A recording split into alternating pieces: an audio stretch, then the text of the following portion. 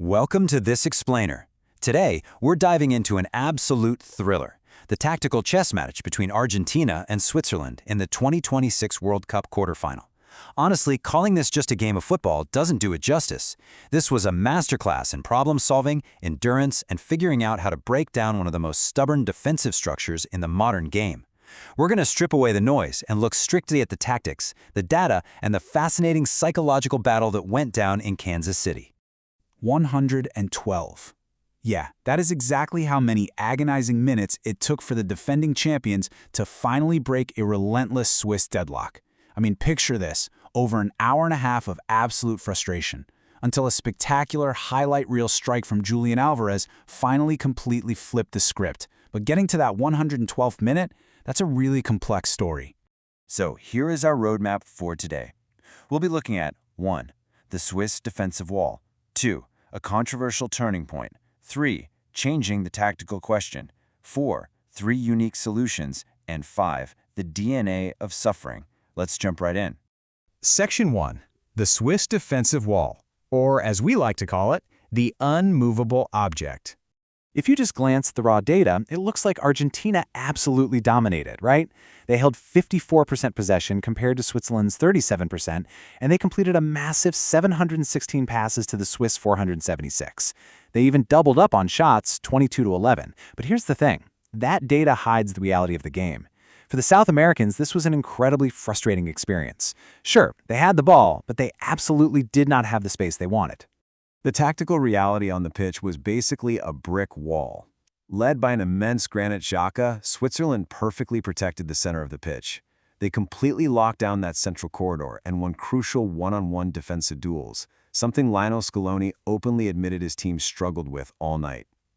By neutralizing Argentina's positional play, they forced them to settle. Just think about this. 10 of Argentina's shots were forced from outside the penalty area. It was like the Swiss were saying, go ahead and shoot, but only from exactly where we want you to. Okay, this part is super fascinating. Let's talk about expected goals, or XG, which measures shot quality, versus expected goals on target, or XGOT, which measures the actual execution and placement of those shots. Even though Switzerland barely attacked, logging just 0.53 XG, their shot placement was lethal, jumping all the way to 1.1 XGOT. We saw exactly how deadly they were when Dan and Doy leveled the game at 1-1 in the 67th minute, not to mention forcing Emi Martinez into a crazy diving save earlier on. Meanwhile, Argentina had 2.0 XG, but an impressive 2.89 XGOT. So when Argentina did finally find a tiny window, their execution tested the keeper to the absolute limit.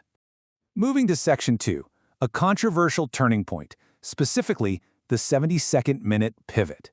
Right at that 72nd minute, the entire landscape of the match shifted, and it all revolved around a highly debated VAR intervention.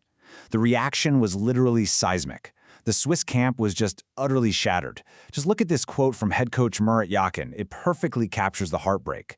Players like Remo Freuler were calling it a disaster, especially seeing their star forward Breel Embolo walking off the pitch in tears. They felt their perfect tactical masterclass was ripped away by a monitor. But let's look at this completely neutrally, strictly through the lens of the rulebook. VAR intervenes to correct a yellow card initially given to Argentina's Leandro Paredes. Upon review, officials determined the actual offense was simulation by Embolo. Under the updated 2026 IFAB rules, VAR is explicitly allowed to step in for these mistaken identity scenarios where the wrong player gets booked because of an opponent's dive. Because of that, Embolo got his second yellow. Whether you think it goes against the spirit of the game or not, mechanically speaking, this is exactly what the new rule was designed to do. Even Lionel Scaloni, as impartial as ever, admitted they caught a lucky break. He acknowledged that going up a man drastically shifted the momentum. But here is the wild part. That extra man wasn't a magic key. Argentina still had to grind for another 40 minutes, deep into extra time, to actually break through that 10-man Swiss block. The red card gave them territory for sure, but it didn't give them a free pass to the goal. Which brings us to Section 3, changing the tactical question to bypass the block. This is where we see a true coaching masterclass. You know, the definition of insanity on a football pitch is trying the exact same blocked pass over and over again. Even up a man, Argentina realized they couldn't intricately pass their way through the center. When your opponent takes away your favorite route, you can't just try the same attack but faster. You have to literally change the question. Argentina had to force Switzerland to defend entirely new problems. And that leads us to Section 4, 3 unique solutions, or finding another way. So how did they pull off a 3-1 win without ever truly dismantling that Swiss bloc in open play? Well, they found 3 completely unique solutions. Step 1, bypass the block entirely with a set piece. 10 minutes in, Alexis McAllister heads home a messy corner despite being swarmed by defenders. Step 2, long-range brilliance. Since the box was locked down, Julian Alvarez just unleashed an absolute rocket from 25 yards out at the 112th minute. And step 3, a chaotic transition rebound. When Switzerland finally had to push forward, Argentina hit them on the break, with Lautaro Martinez finishing it off deep in stoppage time. Basically, they couldn't go through the wall, so they went over it, fired at it from a distance, and ran around it.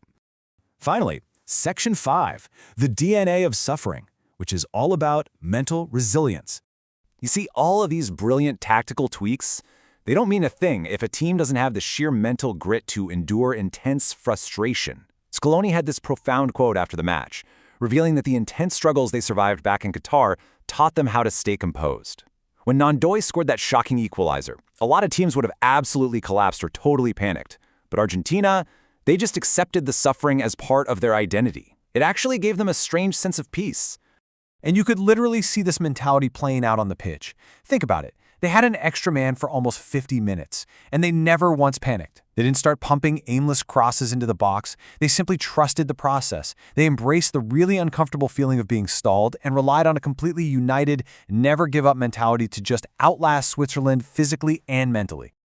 So as Argentina marches on to face England in what is going to be a blockbuster semifinal, we're really left wondering, when a team knows exactly how to suffer, when they possess both the tactical versatility to change the question and the unbreakable mental fortitude to endure the grind, can anyone actually stop them? I guess that's the question England has to answer. Thanks for joining me for this explainer, and definitely keep your eyes on the tactics as this tournament heats up.